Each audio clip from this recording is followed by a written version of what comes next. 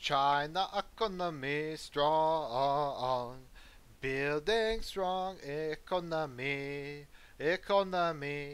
for China.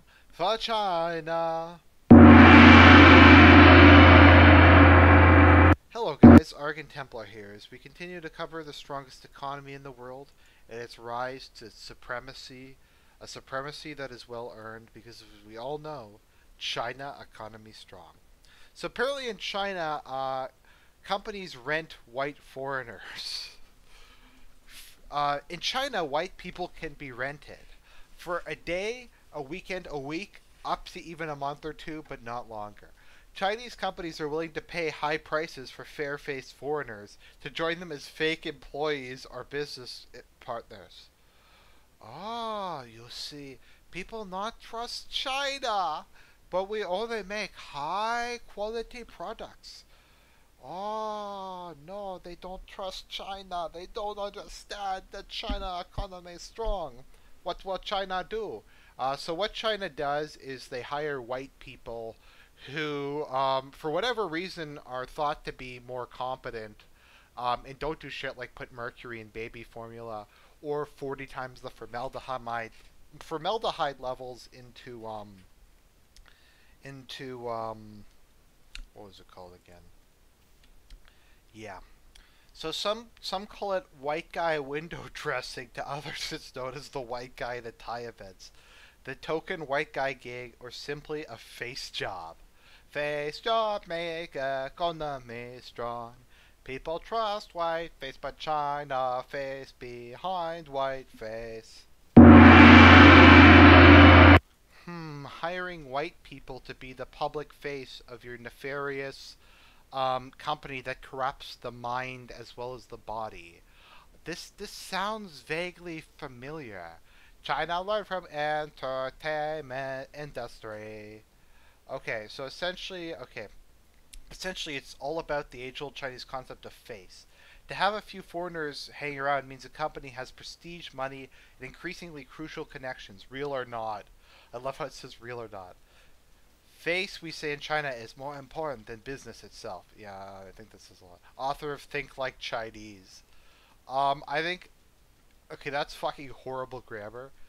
I think it should be Think Like China, or Think Like China, or like Think and Make China Economy Strong. Because Western countries are so developed, people think they are more well off. Well, they are. So people think that if a company can hire foreigners, it must have a lot of money and have very important connections overseas. So when they really want to impress someone, they may roll out a foreigner. Or because most of these foreigners have like way higher standards than they have in China. And if they did half the shit they did in China and our countries, there would be an uprising. You think in like any Western country they could sell live keychains and people wouldn't fucking go ape shit? No, they would. Last year, Jonathan Zatkin, an American actor who lives in Beijing, posed as the vice president of an Italian jewelry company that allegedly, I love how it's allegedly, been in a partnership with a Chinese jewelry chain for a decade. What is being forward a career advantage? It's literally fucking white privilege. Was paid $300 to fly along with a couple of Russian models to a small city where he delivered a speech for the grand opening of a jewelry store there. Well, that's horrible pay. That wouldn't even cover the cost of a plane ticket. That's like barely minimum wage. I was up on stage with the mayor of the town and I made a speech about how wonderful it was to work with the company for 10 years and how we were so proud of all the work they had done for us in China, he said. They put up a big brand stand and the whole town was there and some other local muckety mucks. The requirements are simple. Number one, you must be right. Number two, speak no Chinese or speak at all. Number three, pretend like you just got off of aeroplane.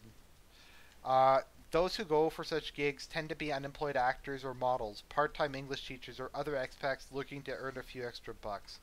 Often they are jobs at a second or third tier city where the presence of pale-faced foreigners is needed to impress local officials, secure a contract, or simply to fulfill a claim of being international. Occasionally, companies want a foreign face to go to meetings and conferences, or to go to dinners and lunches and smile at the clients and shake people's hands. Read an ad posted by a company called Rent a Foreigner on the online classified site The Beijinger. There are job opportunities for girls who are pretty and for men who can look good in a suit. People like Brad Smith. When Smith, whatever his name, answered CNN's phone call on a recent morning, he was standing outside a meeting room in the Rama Da Inn somewhere, whatever, pretending to be an architect from New York and giving design plans for a new museum to local officials. They have not told me what my name is today. I think it's Lawrence or something, he said. Unlike some jobs, no fake business cards were given to hand out. They give them fake business cards. Fake business cards. Like, how can you do business with these people? Sorry, I'm breaking character for it. How can you do business with people who run a country like this where they hire, like, fake white guys? Like, how can you trust anybody? This is, like, the shadiest, like, most contrived thing I've ever seen. Let's see. Early that morning, he went over the script with his Chinese business partners. It says, "Good morning, distinguished leaders. It is my privilege to participate in this program." Who asked that his real name not be used, as it could jeopardize future jobs in the China economy. He is told to pretend to answer as his translator pretends to understand. Occasionally, these jobs can go awry. Smith said 18 months ago Beijing police showed up at his apartment after a financial company he worked at for a couple months in Xi'an in western China allegedly swindled millions of yuan out of clients.